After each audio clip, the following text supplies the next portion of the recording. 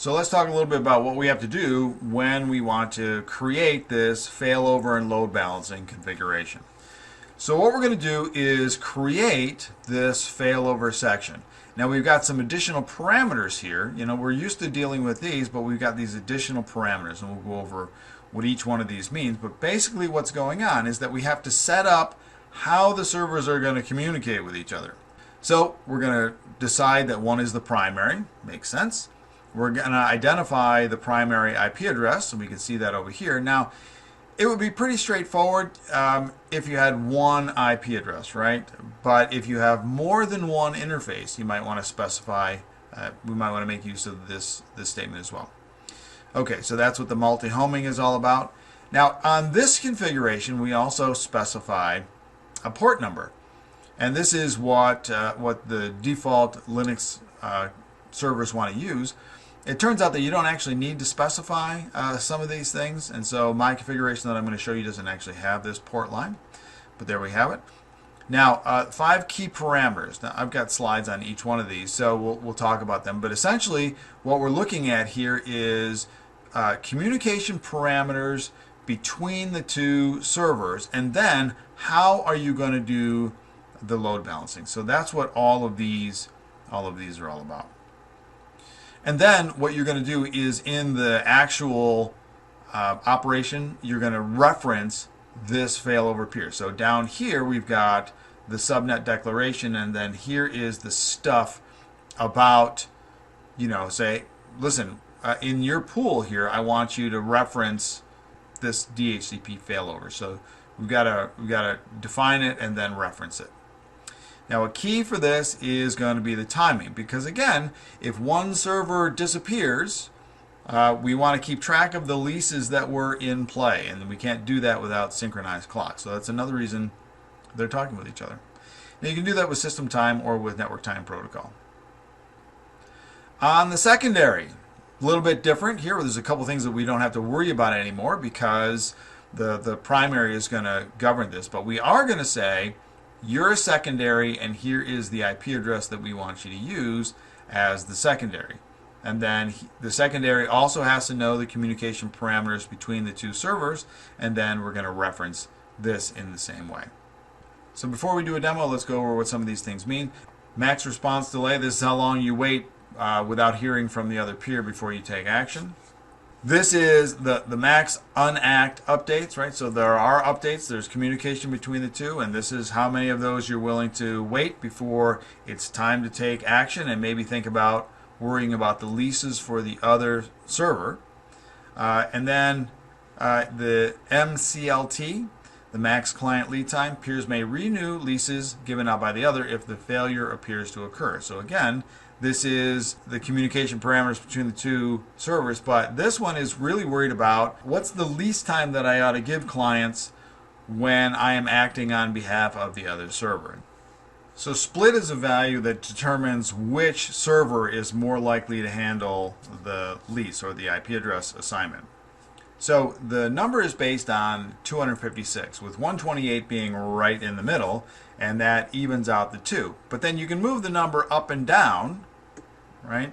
And if you're less than the split or greater than the split, determines which server takes over. According to the man page, if you have a higher value in your split, then the primary is more likely to take over, and if you have a lower value, then the secondary will. But it's also whether or not the transaction ID is hashed to be higher or lower than whatever your split value is set to. And then the max load balancing seconds, load balancing is disabled after this much time. So let's take a look at the operation of our servers. So I'm going to go over here to my primary, and if you take a look here, I've got a couple of configurations, and so I'm just going to move things around. And now I'm going to bring back in my my failover config. And what I have to do is restart the service to get it to, let's see, there we go. So we'll reread this, and I'm going to go here to my secondary, and we're going to start the service here. And while I'm at it, I'm going to take a look at the config file. Okay. So here is my failover portion, and you see that I have not said anything about the port. I've identified the IP address and the peer address, but I have not identified the port, and we'll see why that here is in a second. And then, of course, down here I've got my subnet or network declaration, and then I'm referencing the peer. And then in the primary, okay, same thing, failover, but this time I've identified my split, and I've got my reference to failover as well. Okay, so let's also take a look at the status. Okay, so we can see that now when I take a look at the status, I've identified my peer, and it says peer update completed. So we can see that right here, right? So we'll see what that's all about, and let's also do our status here. This was as they were getting their communication together. Remember, I had to do the firewall. I've already done that, but hopefully they're talking to each other right here. Now, if they're talking to each other properly, then what we'll have is a capture that looks like this. All right, so this is what it'll look like, and we'll see here is where I was instantiating the rules, right? They're trying to talk to each other. Oh, that's just the client. But we can see that we've got 0.1 and 0.2 trying to communicate with each other. It's actually a TCP connection, and they are swapping information about clients and what's going on and things of that sort. So this is an identified IP address for a client. It's a lease that one of the servers has assigned. So that's hopefully what we should expect. And you can see that I'm capturing on these two IP addresses. Now, where am I capturing is a good question. On my VMnet 8. Okay, so I'm going to go ahead and start this conversation again. And let's start this again. And it looks like they're communicating, so that is a happy thing. Now what we should see is that when we do a release and renew on the client, we should see some updates going on here, and this is just them steady stating. But there is, this is actually a renewal for the client. But let's go over and make some stuff happen. So on my client now, we're going to do a -R, and then we'll refresh. Okay, so we're checking in with our client, right? We have our primary up, we got our backup up, and we've just swapped out. So let's take a look at what our address is now.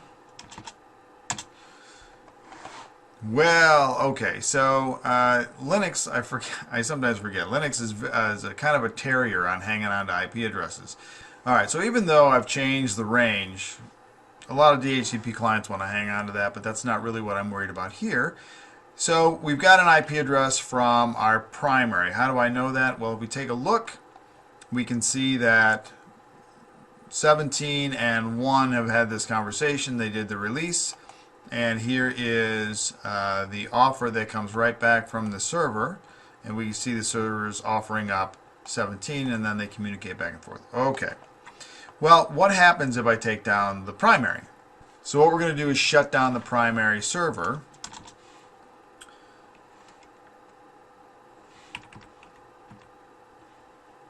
And we'll just stop it.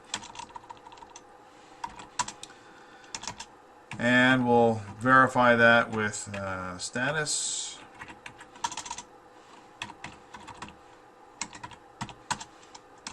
There we go. So we're stopped. But we've brought up the secondary, right? And now right now the secondary is going to have trouble talking with the primary. So if we look at our capture now, we'll scroll all the way down, right? All of a sudden we've got this TCP problem because the primary is not there anymore. Well, now what happens when we go to the client?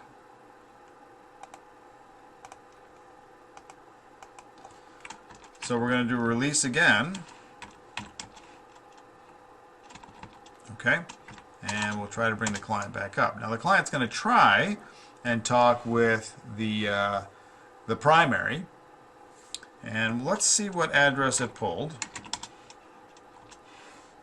It pulled a 30. Well, why did it pull a 30? Well, if we go back over to our DHCP server here, and we take a look at in the right place.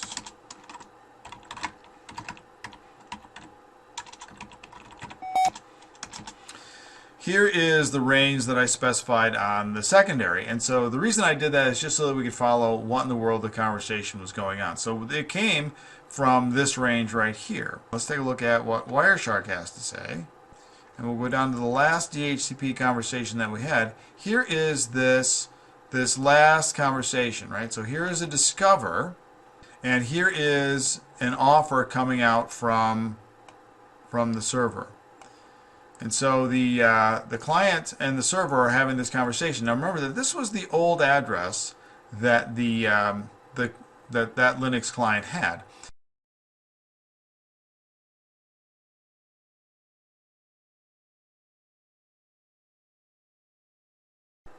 So this pulls just this node and DHCP and then the secondary server.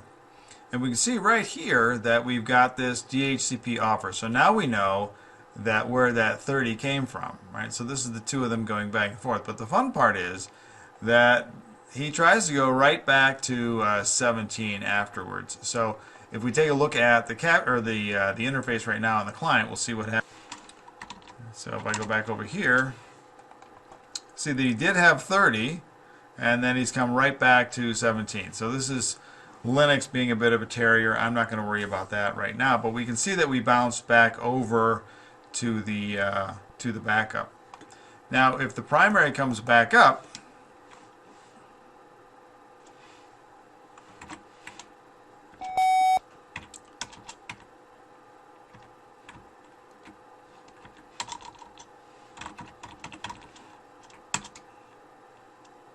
uh-oh. Oh.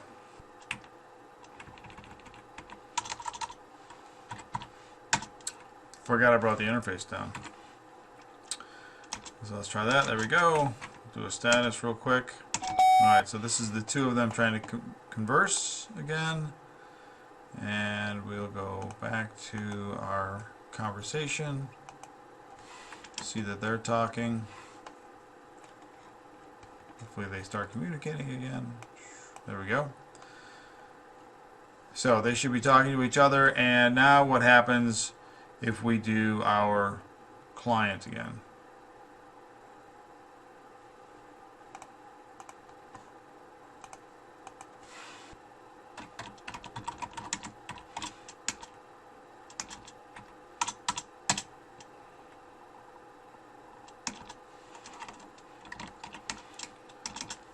Okay, so it's got that 17 that it wants to hang on to.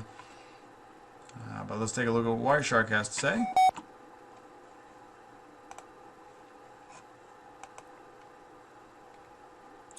And there's 17 and 1 talking to each other again. Okay.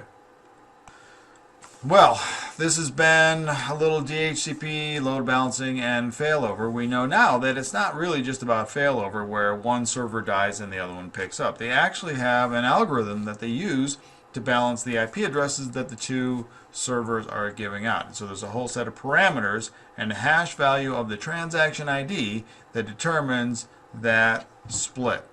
So the servers decide on which clients they're going to serve up, and that hash is the split. Now if a server does go down, it doesn't matter what the hash function said, the secondary will pick up, and then there's a set of timing parameters that govern that behavior as well. The servers have to talk to each other, we saw that, in order to keep informed of which leases the other server has given out and whether or not they're supposed to act. Alright, so one final note I want to make on this. I did go back. It was sort of bothering me that the client was being so irritating as far as its IP address. So I went back and I cleaned up my dhcpd.config files. And so I think we maybe tried to get a little too much done in this video. So let me show you what I did. So here's the primary, and it's the same configuration, but I just went down here and made sure that this range was the same. as this range here. And so when I take a look at my client, we can see that we've got a .20 address here. And it doesn't matter what I do with the servers then, if I kill off the servers, the client goes back and forth to the right server and records the addresses inside the available ranges. So maybe we try to do a little too much with all of the swapping around of the ranges and everything. But I just wanted to add that in there, just a little cleaner config. Well, there you go. Thanks for watching. Thanks for listening. And hey, no matter if you're coming off of a primary or a secondary, may those packets always reach their destinations.